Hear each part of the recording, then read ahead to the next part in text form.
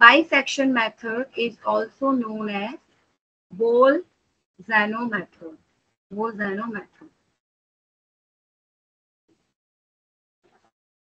ठीक है. This method is used to find out the roots of your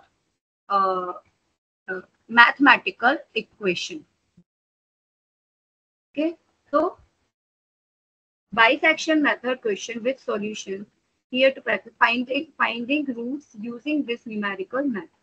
Means numerical analysis के लिए numerical analysis में बहुत in numerical analysis there are various methods to solve mathematical equation or to find out the roots of that equation. In those methods, one of the method is bisection method. So in numerical analysis, the bisection method is an iterative method to find the roots of given continuous function. ठीक है, जो भी आपका कोई continuous function है उसके roots को find out करने के लिए आपका इस मेथड का यूज किया जाता है. अब ये जो आपकी इक्वेशन है वो आपकी ट्रांसेंडेंटल इक्वेशन भी हो सकती है और आपकी सिंपल इक्वेशन भी हो सकती है. मींस नॉन लीनियर इक्वेशन भी हो सकती है, continuous, and it can be transcendental equation.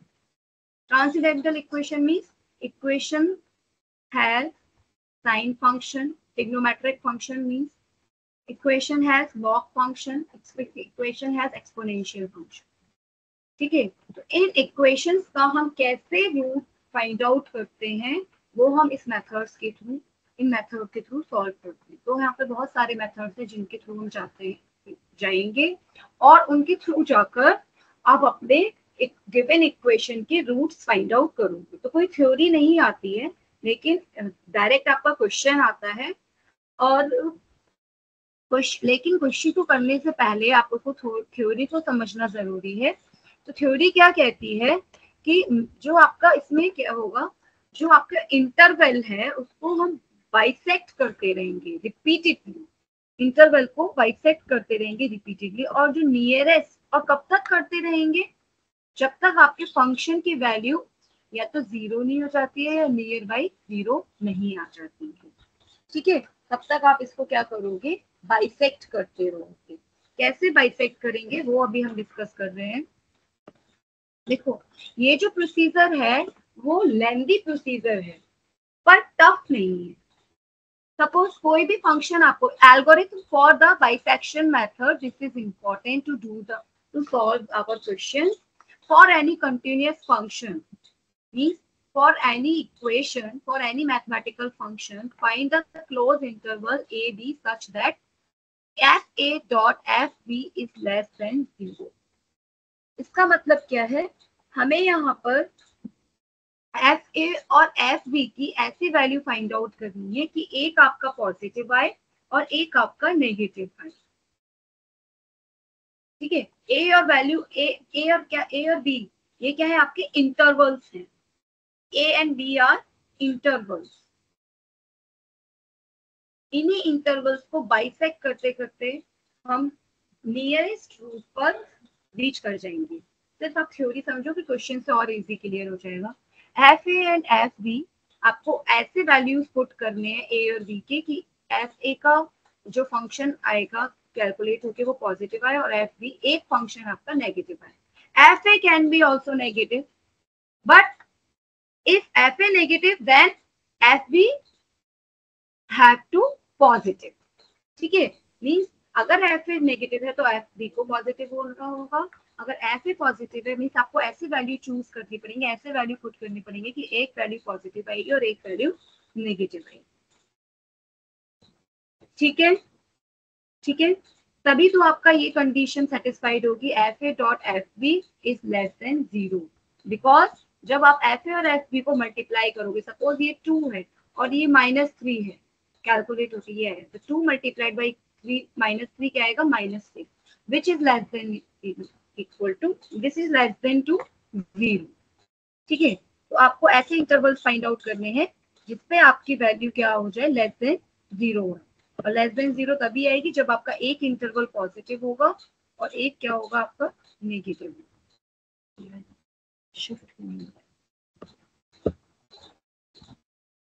Wait, ठीक है। अब हमने ऐसे इंटरवल्स फाइंड आउट कर लिए कि एक हमें पॉजिटिव मिल गया, एक नेगेटिव मिल गया। then second step is find the midpoint of AB. Find the midpoint of AB. तो midpoint फाइंड आउट करने के लिए हम क्या करते हैं, a plus b divided by 2. x1 is equal to a plus b divided by 2. तो जो x1 की वैल्यू आई, सपोज वो आ गई आपकी 2.5, for example 2.5।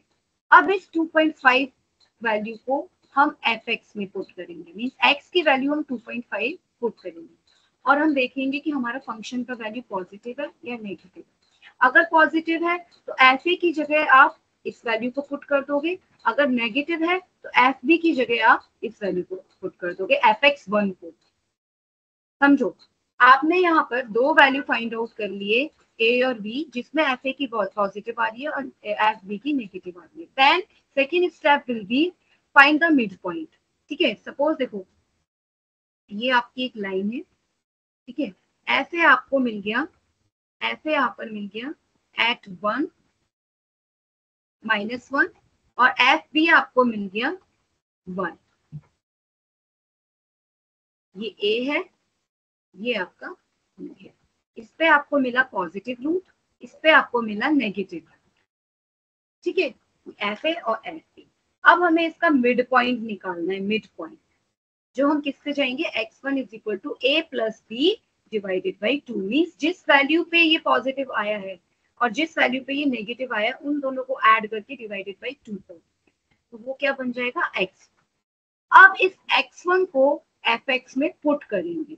We will put this value into fx. fx क्या है? It is a function of x variable, right? So we will put the value of x1 into this equation.